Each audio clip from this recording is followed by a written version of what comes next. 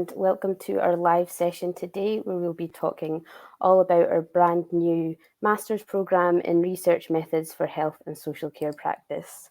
I'm Zoe, and I'm delighted to be joined by Programme Leader Lisa O'Leary, as well as members of the programme team, including Dr. Carl Gray Brunton, Dr. Ian Atherton, and Dr. Jennifer Murray. During the session today, we'll be giving you an overview of the programme, and I've also got some questions that I'll be asking the programme team. If you do have any questions, please pop them in the comments.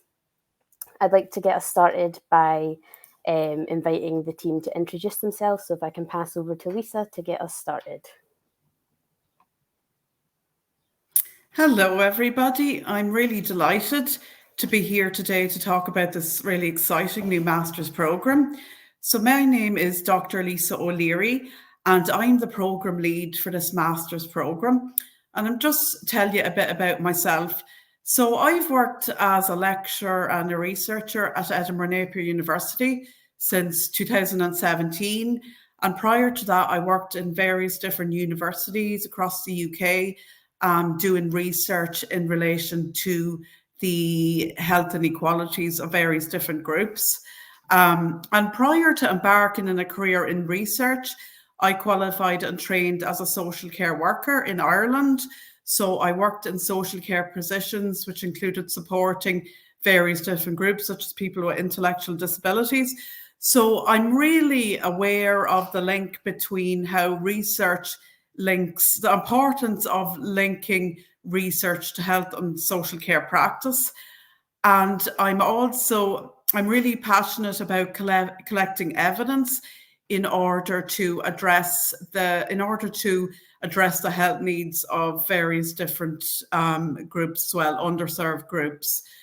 So that's me, and I'm delighted again and thank you very much for joining. So I'm going to hand you over to my colleague, Dr. Carl Gray Brunton, who will give an introduction to herself as well. Thank you.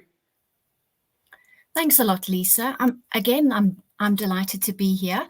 I'm a lecturer and research psychologist in critical health psychology, and really my interests lie in people's experiences of health and illness, everyday and public understandings of public health, like vaccination. And I've also worked in areas around professional roles and boundaries. And I'm involved in, I lead or co-lead two of the modules on this program, which I'll tell you a little bit about later. But for now, I'll hand over to my colleague, Dr. Ian Atherton. Hi, thanks very much, Carol. Yes, I'm Dr. Ian Atherton. I'm a reader at Edinburgh Napier University. I'm also co-director of an organisation called the Scottish Centre for Administrative Data Research. I trained originally as a nurse, and then through further study, I was fortunate to do a master's degree, and that's led to a really exciting career. Apart from lecturing, I work with various organisations in government and outside of government to help them to use their data to answer key research questions, especially around health, social care, and workforce planning. So I'm really passionate about research and passionate about teaching. Delighted to be part of this programme. So that's me, and I'll now pass you on to our colleague, Dr. Jennifer Murray. Hi everybody, thanks Ian. I'm Jen Murray. I'm an associate professor at Edinburgh Napier University. I've been at Edinburgh Napier for just over 10 years, coming up to 11 years now actually. I'm a psychologist by background, although throughout my whole career I've worked between psychology and applied health research. So similar to the rest of the team, I'm really passionate about applied research. In terms of my research interests, I'm a mixed methods interdisciplinary researcher through and through, and I'm really, really fascinated, obsessed with exploring clinical and practitioner decision making, particularly around risk assessment. My applied areas are suicide risk assessment, violence risk assessment, and vulnerability assessment. So quite complex areas, and I've got a bit of background in developing complex interventions within the healthcare setting as well. And that's me. Thanks, everyone. It was really great to learn a bit more about you and to meet you all. I'm now going to hand over to Lisa, who's going to give us an overview of the programme. Thank you very much, Zoe, and thanks to the team for introducing themselves. So I'm going to talk a brief overview of the programme. So this master's programme really focuses on developing your skills, knowledge and understanding in different research methods. So primarily quantitative, qualitative and mixed methods, and looking at how these can be applied in health and social care practice. So, and it really goes beyond methods as well, because we're really looking at how we can use these to make an impact.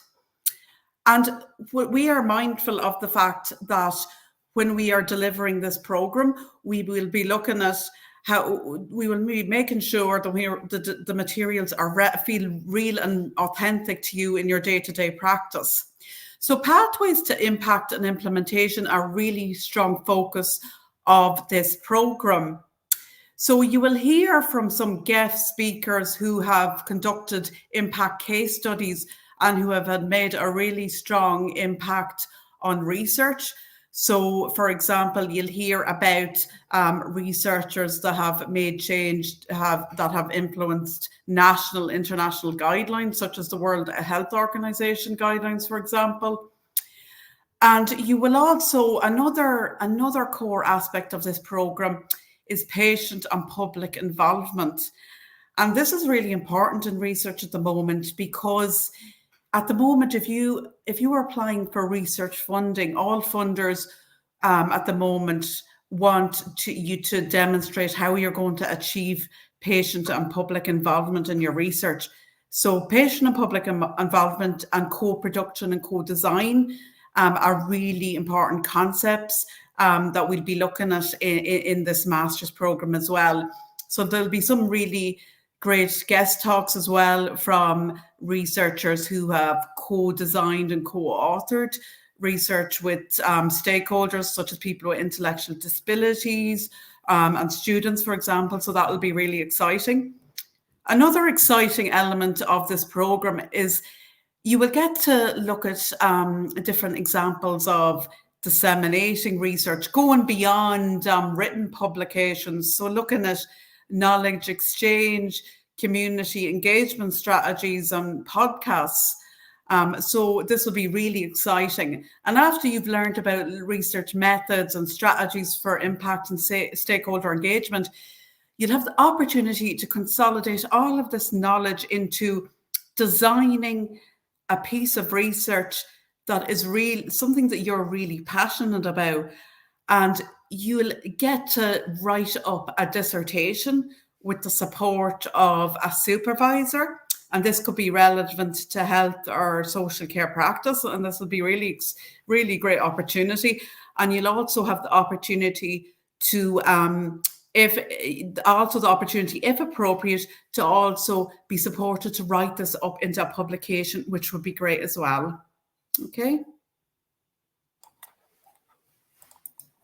Thanks, Lisa. That sounds really great. Sounds like a lot of opportunities within the programme. Would you be able to tell us a bit more about what students could expect on the programme and how the course is structured and the programme content? Yes, of course. So this is a fully online programme and it's part-time. So the first intake is starting in, as Zoe mentioned earlier, it's starting in, this is a new program and it'll be starting in January 2024. So the fact that it's an online program makes it really flexible for various different people to do, because you don't have to travel all the way to Edinburgh. You could go through, join the tutorials, join lectures in the comfort of your own home or your own office space, if appropriate. Also, all the lectures and the guest talks will be recorded. So you don't actually have to listen to them at a certain time. Say if you're working full-time during the week, you could actually listen to these in the evenings or the weekends. There's also different qualifications you can get out of the programme. So you could exit the programme with a PG cert after obtaining 60 credits, a PG diploma after obtaining 120 credits, and also a master's is 180 credits. There's also a really flexible element to it as well, in the fact that there's different time frames that you can do this programme over. So you could do this programme over the period of 2 years or 3 years. So if you want to take a bit longer, you could do it over 3 years. So we're now just going to show you what this programme would look like if it was to be taken over 2 years. So you can see from the image there on the screen that if you were to do this over 2 years, you would do 2 20-credit modules in the first term of the programme. And you will see on the slide there that we have Try 2 written above. This is because at Edinburgh Napier University, terms are referred to as trimesters. And this programme the first term is in January, which is trimester 2 in the Edinburgh Napier calendar year. Okay. So then as you go into the second term, which runs in trimester 3 of the Edinburgh Napier calendar year, you would do 1 20-credit module. And then as you go into the third term of the programme, you would do 2 20-credit modules. So this is in the first year of the programme if you were doing this over 2 years. Then as you go into the second year of the programme, you would do 1 20-credit module and then your dissertation. Now I'm going to just show you what this would look like if you were to do this over 3 years. So if you were to do this over 3 years, you can see from this image that you wouldn't do any more than 1 20-credit module in a trimester or a term. So this gives you a bit more time, particularly for those who have a lot of, maybe have a lot of extra commitments that might want to take a bit longer to do the programme. So in the first year, you do 1 20-credit module per term. And then in the second year, you do 1 20-credit module in the first term of the programme. And then in the second year, you'd actually have the summer off. So you'd have, you wouldn't have any modules in the second term, which is trimester 3 in the Edinburgh Napier calendar year, which is the summer term. And then in the third term, in the second year of the programme, you'd have 1 20-credit module. Then when we go into the third year of the programme, you'd have 1 20-credit module and you'd be working on the dissertation programme. So that's just an overview of the structure of the programme. Thanks, Lisa. So we've talked about the structure and the modules. I wondered if you'd be able to tell us a bit more about what's covered in some of the modules. Yes, of course, I will. So the first module is an introduction to the programme, and this is entitled Real-World Research Skills, and this really provides an introduction to the research journey. It looks at how research goes beyond quality improvement and traditional evaluation approaches. It also covers some of the concepts that I mentioned earlier, such as co-production and co-design, introduction to patient and public involvement and the importance of this in research. Also in this first module, we'll also be looking at the importance of ethical considerations and also research governance. Because when you're doing research in health and social care, it is so important to apply for ethics. You need to apply for ethics, be aware of ethics, and the ethics process can be quite lengthy. So it's very important to be aware of this at the start of your research journey. So that's why that's in the first module. And then you'll hear about examples of impact case studies and how these are relevant in the real world as well. Then in the next 4 modules, we'll look at research methods, quantitative and qualitative and mixed methods. Then there'll be a module where you will consolidate all what you have learned in designing and evaluating complex intervention. And then you'll be working on the dissertation project, which I mentioned about earlier. So I'm just going to hand you over to Ian, who's going to talk a bit about his module, the quantitative modules. Okay, thanks.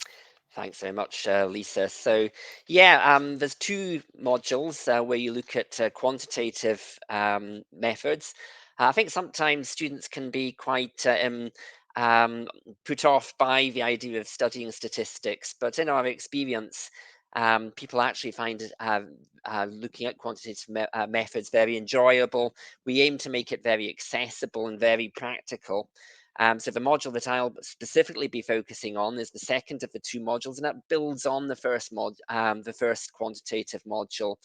So the aim is to give you the opportunity to reach a point where you can comfortably use statistical software on your own computer, to open a data set, to understand the different kinds of variables, the different measures that are used, ways of analyzing the data, but again in a very practical and accessible manner.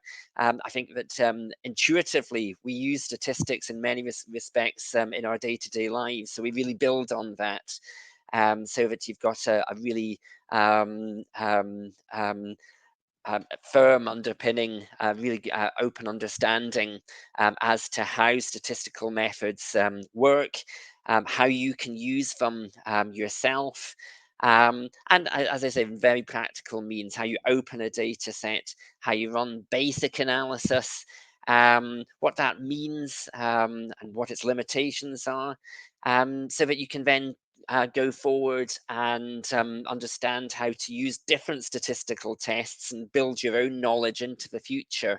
And in our experience, many students do go from courses such as this into jobs that requires them to use quantitative methods. And often people who, when they first come onto the course, are quite frightened at the thought of having to get through a module on statistics. So very much accessible, very practical, and something that's meaningful to you, something that you can use, something that can help you to understand statistics and quantitative methods in day-to-day life, as well as professionally, and basically something that you'll enjoy and that is fun. So that's the quantitative methods module. So at that, I'll hand you over to Jen, who's going to tell you, I think, a little bit about her module. Thanks so much. And I'm getting excited actually just hearing about that. So I absolutely love statistics. I'm a mixed methods researcher myself, and I would say that my strength is more statistics than the qualitative side. And one of the really nice things about working in this team, just before I move on to the module that I lead, is you can hopefully tell the passion that we all have for our approaches that we're particularly fond of, whether that's quantitative, qualitative, or mixed methods. We all really love teaching this stuff, so I think we were very excited to get started. But with that, I'll move on to what my actual module does. So Lisa described the module that she leads in the first trimester of the programme, so your very first module that you'll have, that'll involve a lot of discussions around patient participation and involvement, and just including people within research and thinking about the real world implications. So my module is almost like a bookend on the programme. So it's the final one that you'll take at the start of your dissertation, but separate from the dissertation module.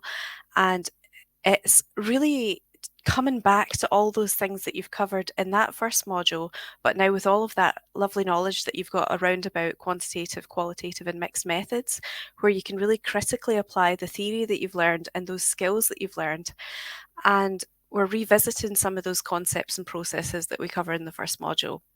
So what you're going to be doing there is essentially applying those and the qualitative, quantitative, and mixed methods skills to develop a proposal towards a complex intervention that could be applied within health and social care, but that could be used within your specific working context. So you're not actually going to develop the intervention, but you're developing a proposal towards that to get you to start to think about those really important things like ethical implications, not just the process of applying for ethics, but what are the ethical implications behind complex intervention development, but also application? What goes into all those those steps, what's the most appropriate methodology for it, and how to evaluate it as well, which is really important. So that'll also help towards building your skills and your knowledge when you come to do your dissertation, and you're designing a project for that too. So it's all very much an interlinked programme. All the modules are very carefully related to each other. So back to yourself, Zoe. Thanks, Jen. And all that's really great, and the passion I feel is coming through, so that's always good. I wondered if you could share a bit more about the student experience, and if students would get the opportunity to work with other students through group work and networking and things like that. Yes, there will be great opportunity to work with fellow students. So as this program is being delivered online, we have like discussion boards and Padlets, which will be facilitated by the online by the lecturers. But there'll be also some private forums as well, where students can engage amongst themselves without the lecturers having to go in. So there'll be loads of interaction, and also students will come together, even though this is online, they will come together, but online, for 5 tutorials per module. So they'll come together, and these will be in the duration of 2 hours, and you'll have the opportunity to discuss what you have covered in the lectures and discuss the reading, to discuss your questions with the tutor and also amongst yourselves. You'll also there'll be like there'll also be interactive learning and assessment activities where you can actually work with each other, for example, getting peer feedback on posters, presentations, and also on oral presentations. So I'm just going to hand over to Carol and the team. Would you have an example from your module, Carol, about group working and networking? Yeah, sure, Lisa, thank you. So in the 2 modules that I co-lead, there's Introduction to Qualitative and Mixed Methods Research, which I'm absolutely passionate about, and also Qualitative Data Analysis. Both are heavily oriented towards applied activities that kind of mirror the real world type of research or service evaluation that you'd find. And we know from other online master's programs that, students really value the opportunity to work together in small groups. So one of our assessments is looking at developing a poster on a piece of work that is related to your own professional background. And we'd encourage and support you to work in small groups during the tutorials, but also set you up so that you can work outside of class, if you like, to develop those skills.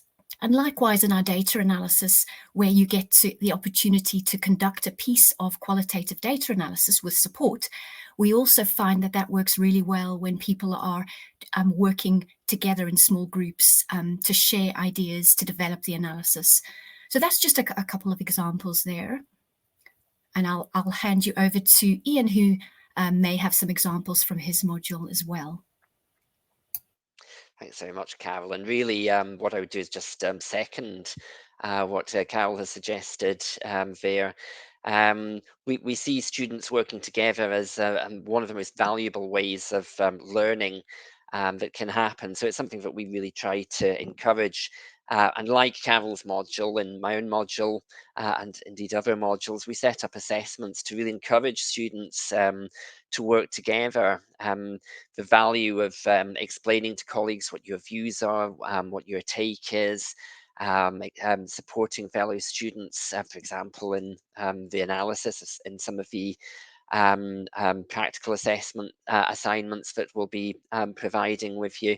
It's a great way of learning, and likewise the support from your fellow students is a hugely productive way of developing your knowledge and understanding. So we try and set up some of the assessments prior to tutorials in such a way as to encourage you to work together. And as Carol said as well, and Lisa as well, very small scale tutorials. They're a real opportunity to get to know one another, to talk with one another, to discuss the things that you don't really understand, or to put forward your viewpoint. And again, really valuable way of really learning, and really learning in a very, very, very in-depth manner. So yeah, working together. We use online learning approaches a lot. I've taught online over many, many years. And especially for students who perhaps for one reason or another are not able to learn in person. Actually, I think it comes as a surprise to them, the extent to which they get to know their fellow students, the extent to which they get to know the teaching staff. So yeah, very much a key element of our teaching and enabling that those communities of learning to develop. So at that, I'll hand back to Zoe. Thanks all. Sounds like some really valuable opportunities for students there to kind of work together on the programme. On the theme of student experience, I wondered if I could ask about the support that is available for students on the programme. And Yeah, Jen, if I could pass to you. Yeah, sorry. Yes, absolutely. I'm too eager to help. Yeah, so we've got a number of pathways to both well-being and academic support within Edinburgh Napier and within this programme specifically. So in addition to receiving support from the programme team, some of who are here today, you'll be allocated a personal development tutor. We call this PDT for short. And this person will be with you throughout your entire programme. So you allocated them within your first day, and you should see them at least once a trimester. You can see them as often as you like. So you get in touch with them as and when you need. And if they've not heard from you, they'll invite you to come talk to them if you need to. And they'll meet with you regularly, as I say, just to ensure that your individual learning needs are being met, that your aspirations are being supported, and also checking in on your well-being. Now, not every student does come and talk to us as PDT. Some students prefer to be quite independent, and others come and speak to us a lot, and everything in between. But that person's basically there for you as your key point of contact. But any member of the programme team on this programme in particular, we really love our students, so please come talk to us. So there's a couple of aspects to the PDT role, that personal development tutor role. One is the academic support and just making sure that you're working your way through the programme as you should be. If you're not, what can we put in place? And another is the element of student wellbeing. We take student wellbeing incredibly seriously at Edinburgh Napier, and we really want to check in on how each and every student's doing. So with that, we've got a number of resources available to us and teams available to us who have got even wider wellbeing support. And this includes university level support. This could be mental health and wellbeing staff who are specifically there for students, or in more in-depth counselling support. And these services are offered in person and online. So this is an online programme, so you don't need to be on the campus or even in the country to access them. Every student has access in whichever way best suits their situation. And your PDT will help support you with which support service you may need. We also, within our School of Health and Social Care, which this programme is situated in, have got a specific student support and wellbeing group. They are absolutely brilliant, and they can act as a bit of a more in the know. So they are health and social care practitioners themselves, or have come from that background, and being based within the school, they kind of know our structures quite well. They know what our students are going through really well, so they are a very well used support team, and they are absolutely brilliant. So there's multiple lines of support, both academically and for mental health and well-being. We also have specific academic skills and support from our librarian teams, which again, we've got a subject specific librarian and the wider library team as well, and they are all absolutely fantastic. So say you're needing support with, how do I access these resources? I'm not quite sure about referencing. Which academic databases should I be searching? They're always very, very happy and on hand to support students, and they do offer specific training and also one-to-ones. So there's really quite a lot of support in place to facilitate your transition through the modules, through the programme and through to graduation. That's great. Thanks, Jen, for outlining some of the support that's available there for students. I've got a question here for Lisa, if you would be able to answer this. So how integrated is the programme with clinical skills or other work-related practice? Is it going to be relevant and authentic to people working in practice? Thank you very much, Zoe. Yes, that is a very good question, and it is going to be really relevant as the lecturers and guest speakers on the programme have experience of undertaking applied research in health and social care settings. So therefore, they can really offer a good level of relevant support with advising on the application of research in clinical settings. In terms of building on what you've already done, you might have already done in practice, you'll also hear about examples of quality improvement or service evaluation work that has been scaled up into research. So this will really give you a good idea about how work that you might have already done might be developed into a research project. You will also learn about examples of research from guest speakers that has directly influenced clinical guidance and practice on a national and international level. So this will give you a great opportunity to appraise research that has been applied to practice, and you'll also gain a lot of skills and knowledge that would be relevant to clinical practice. For example, you'll have the opportunity to build skills in research, communication and dissemination. So we talked about poster and written presentations earlier, so that would be a good way it's relevant, yeah.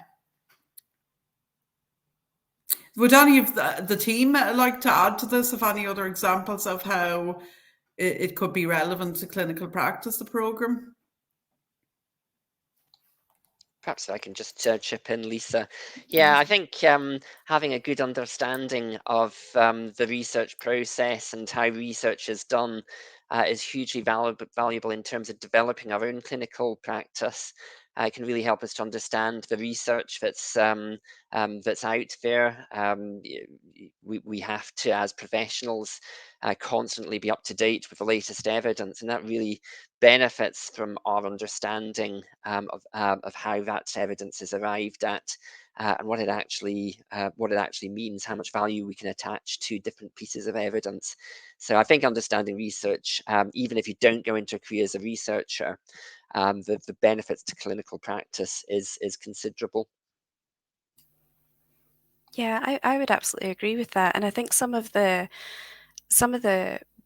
best take home from doing a degree such as this, or getting to understand and critically understand research, is taking away some of the mystique of a paper. So we see these published journal articles and books and we think, oh, this is wonderful, and of course, yes, it can be, but like realizing the research process can be messy. It's not always perfect. It's not always that beautiful piece of work that's presented in a paper. There's so much more that goes into it, and it's fun. Like, research is fun. Learning about research is fun. Learning the ins and outs. It's neat. We wouldn't teach it if we didn't think that, but it's quite, the more you know about it, I think the more fascinating it becomes. That's great. Thanks all for your insights on that. So we've talked quite a bit about the programme, and my last question here is really after the programme. So what can students do once they finish the programme? So thank you very much for that question, Zoe. And there's loads of opportunities for what students can go on to do after the programme. So there is the opportunity. So if you go and do this programme, you will get a good, say if you wanted to go on to do a PhD or a professional doctorate, you'll get a good level of knowledge in research methods and skills that would provide you a good competitive edge to go on to do a doctorate, particularly if you were looking to apply for a studentship or fellowship, as it's really competitive these days. this program would give you a competitive edge, so you could apply here or at another university. And as Ian was saying there, that even if you don't want to embark in a career in academia or go on for further studies, this still would give you a really great advantage in terms of employment in health and social care organisations. So just your ability to adopt an evidence-based approach will be very attractive to employers.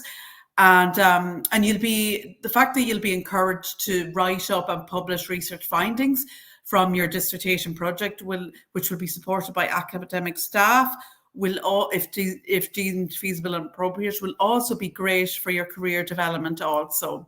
So great opportunities there. Thanks. Thanks, Lisa. So that now brings us to the end of our session today.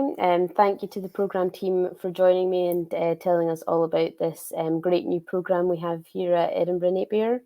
And thank you to everyone as well who's tuned in to watch. If you'd like to learn more about the programme, you can do so by visiting our website. But for now, thank you and goodbye.